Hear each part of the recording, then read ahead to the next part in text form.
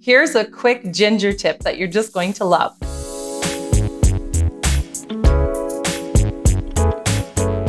My sister-in-law, Jenny, who is a redhead, I call her Ginger Jenny because she has taught me absolutely everything I know about ginger. So first, you'll want to use organic ginger because you can actually eat the skin of ginger.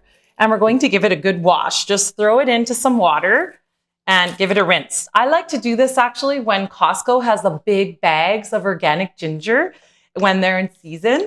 And you're just going to give it a scrub. And I like to use one of these scrubbers and just scrub off. And actually these are quite clean, but I'm gonna scrub off any dirt. And this is why you really wanna use organic ginger because we're not going to actually peel the ginger. So once it's washed fairly well, you'll just set it aside. And when it's organic ginger as well, you don't have to worry so much about all the little knobs.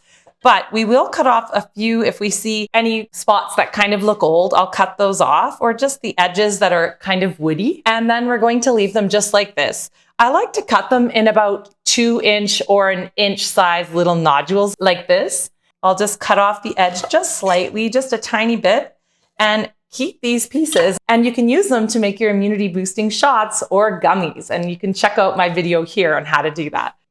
Kind of just breaking apart. The other thing you can do is just break it apart. You actually don't need a knife.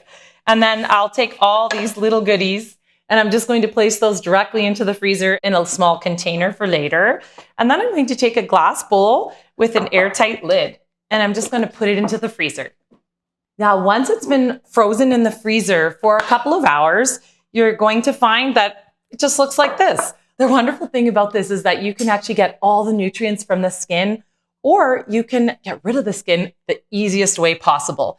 So you just grab yourself a bowl, and I prefer to use a microplane like this one, and take your ginger and literally just start grating it. And because it's frozen, it grates so easily.